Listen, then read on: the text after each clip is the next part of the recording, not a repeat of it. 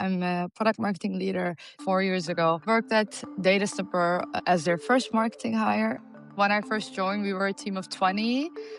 Bootstrapped. I grew the product marketing function from ground up, built sales enablement, product launches, positioning and messaging, competitive intel. We're rolling? Sweet. Now my day starts.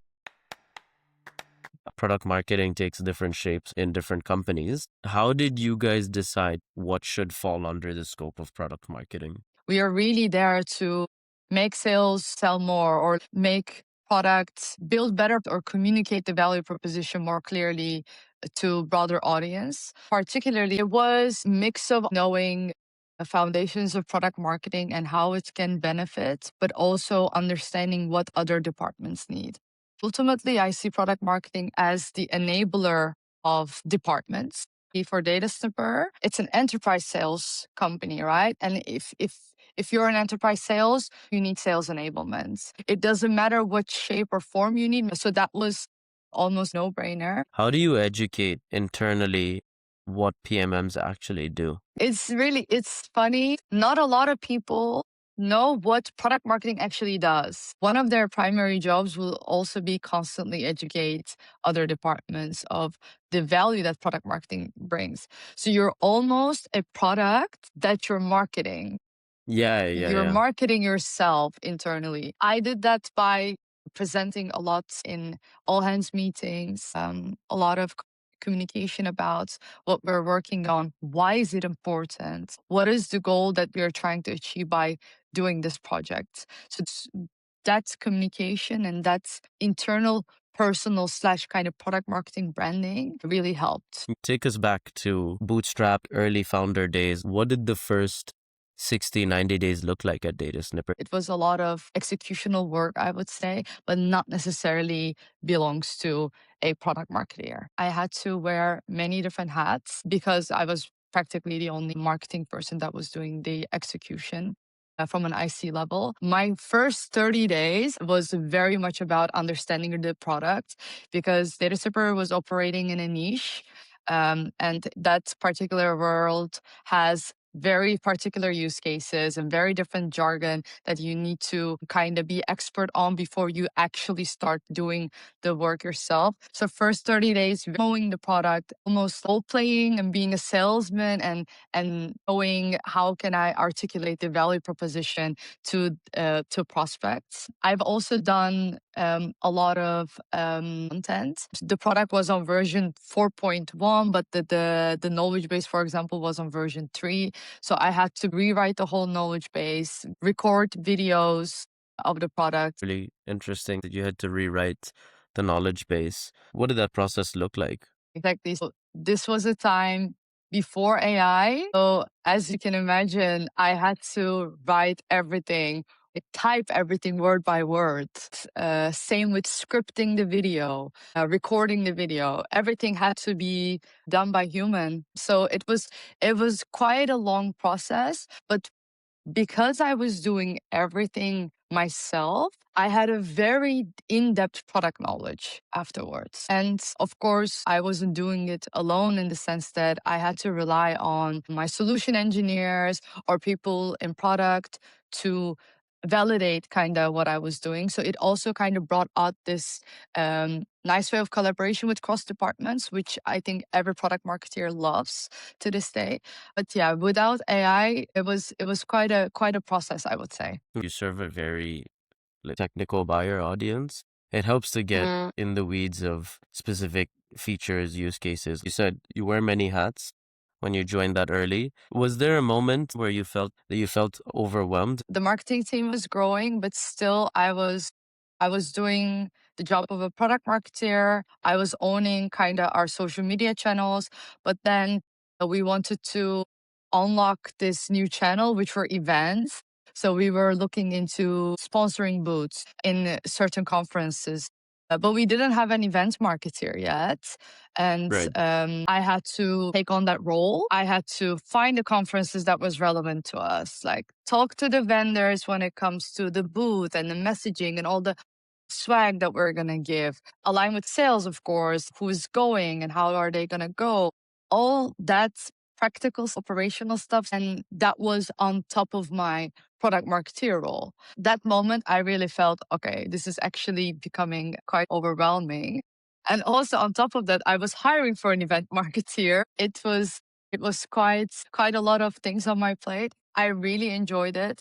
Even though I wasn't hired as an event marketeer, seeing that side of experience also gives you an opinion of, okay, do I want to do this in the future or not? So yeah, that was a moment I would say then you really feel like, okay, you are working at a startup. Is that the point in time where you guys decided to start restructuring and rethinking how specialized certain marketing disciplines should be within the team? So this was a decision before, but I think the more we start hiring specialized role, the more Mm-hmm. I started focusing only on product marketing. It was always our plan. The reason that I think it's really important to hire a product marketeer first is that product marketeers can wear multiple hats because they carry certain set of skills that can be applicable to different roles in marketing. So it was a good start, but as we grew, then we became specialized, and I was then going more towards product marketing. Like, you guys are at a unique position where you can bridge all of the communications. What's your take on how to choose what to prioritize and,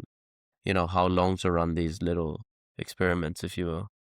Our first priority was always the customer, understanding your customer, like understanding their needs, but also where do they hang out, what they do, seeing what they engaged with help us. Knowledge base is a very prime example of that. Our user base needs and expects very structured training when it comes to using our product. And the best way to actually deliver this and improving product adoption as well was the knowledge base at that time. I'm a firm supporter of having your educational content ungated online rather than Yeah. sending out PDFs and then losing track of which versions that your customers have. And then it turns out a few years later, it turned out very well. In terms of events, it's the same thing. We were checking, okay, where do our customers hang out?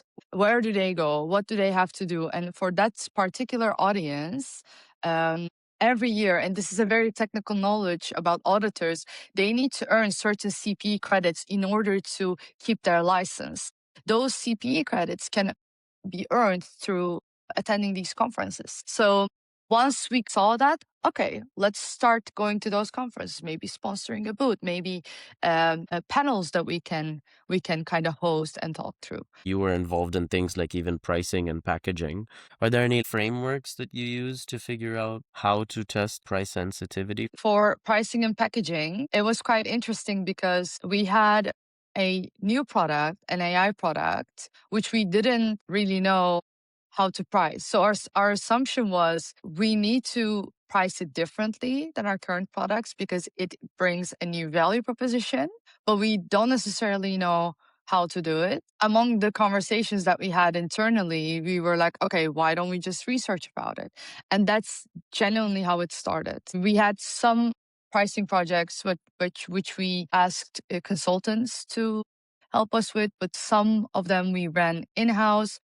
We were interviewing customers from all segments, all verticals to get a better picture of people's willingness to pay.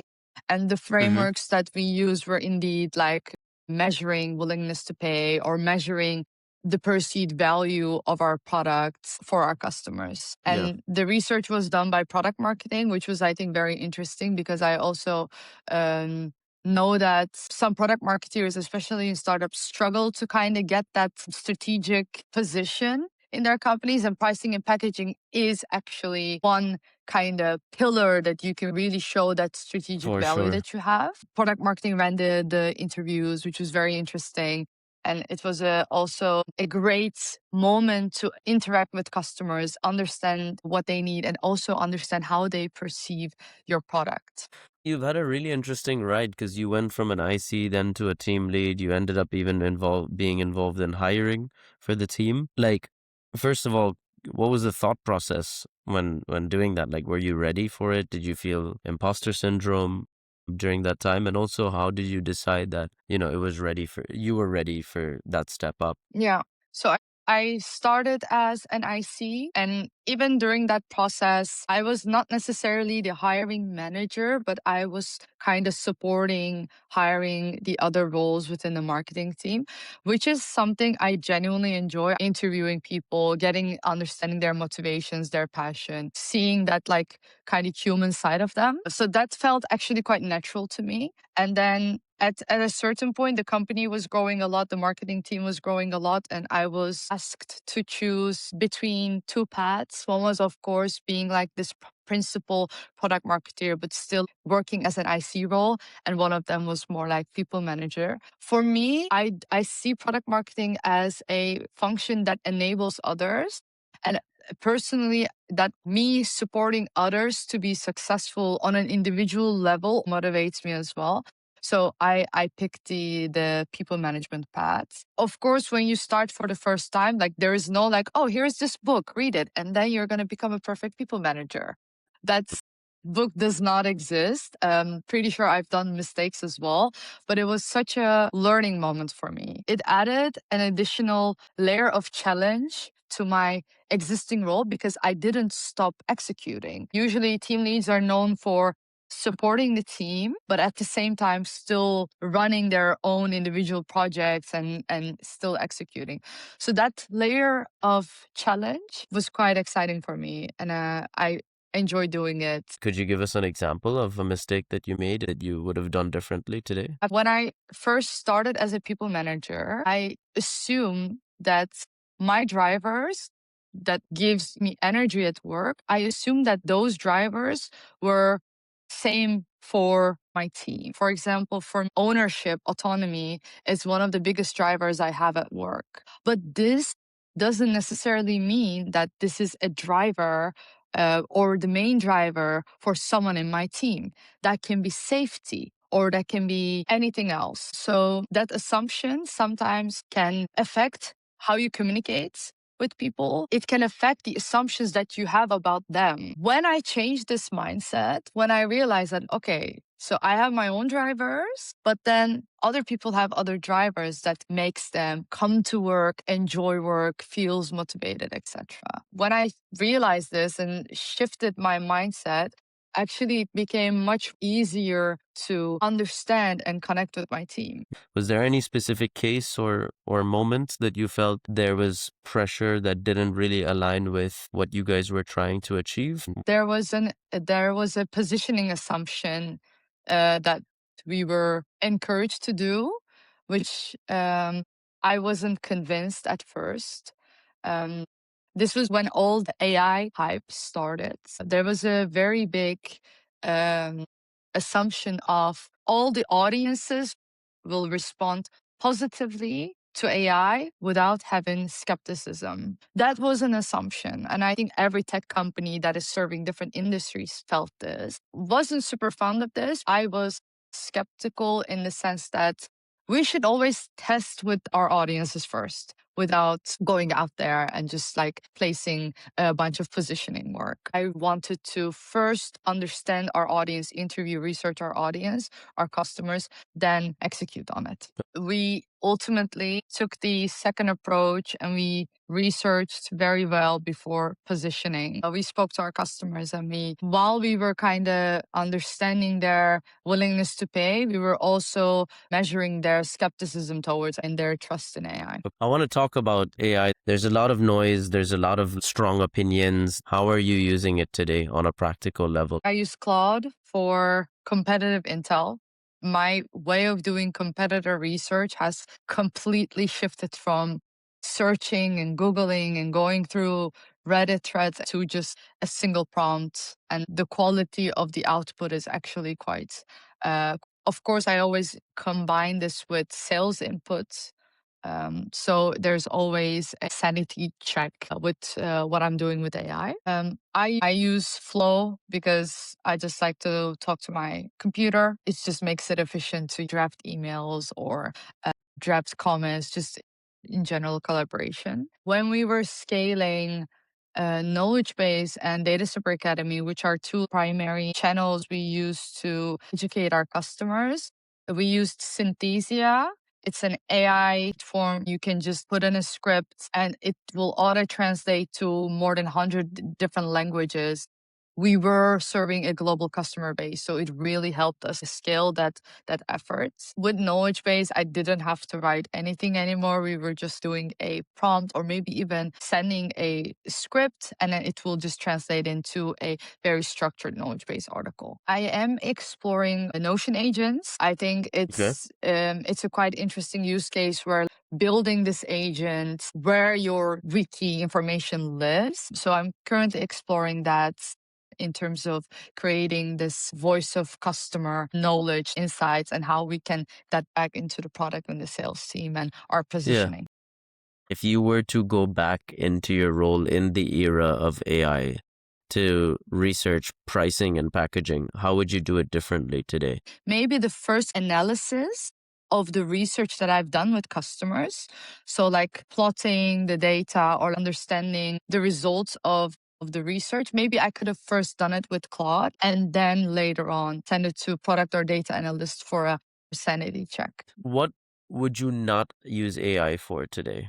Something from scratch with AI. I would probably never do that. As in, when I'm writing a positioning or messaging, I would never go and say, okay, write me this. The draft always needs to come from me, and then iterations or like criticism. Then I really use AI to now challenge my way of writing, way of thinking, etc. I don't know if you agree that like single prompt is no longer effective. You really need to give your model as much context as you can. You'll also notice that the more context that you give as you go and as you use your AI, like it becomes more efficient and you need to give less each time. What advice would you give to someone looking to join a startup today? So it's 2026, obviously lots of exciting new companies coming out of stealth. And then also, if you were looking for your next move in your career, how would you stand out from the crowd? For product marketers specifically, I would advise to be open minded at first. If you're joining a startup, know that you're going to wear multiple hats. You're going to internally educate people. And as the company grows, you will then get to kind of define what product marketing will be at that company. So I would advise to be open minded and, of course, really upskill yourself when it comes to AI. I think market yourself as a product, really explain what value that you can bring to the startup or like to a company that you're applying, but also be critical in the sense that when you are applying for something, will you really bring value to that company? Will that company bring back value to you? So as the company is being critical for employees, I think it should be the other way as well.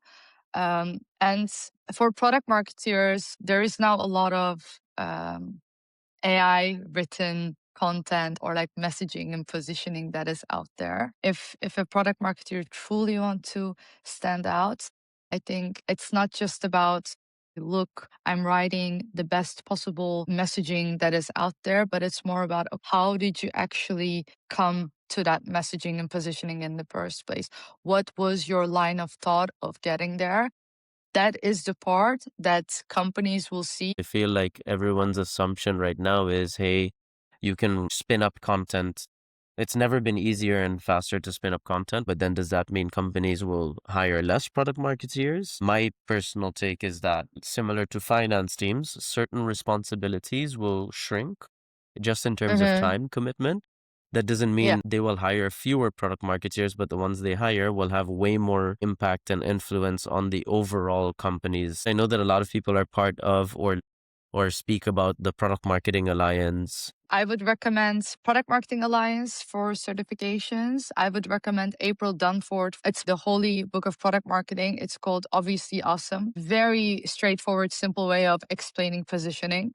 So I would recommend reading that as a starter and just be curious about the content that is out there. Product marketing at every company is different. So that also means the product marketing thought leaders that are out there might also put emphasis on different things. So find the ones that attracts you and follow them. Super.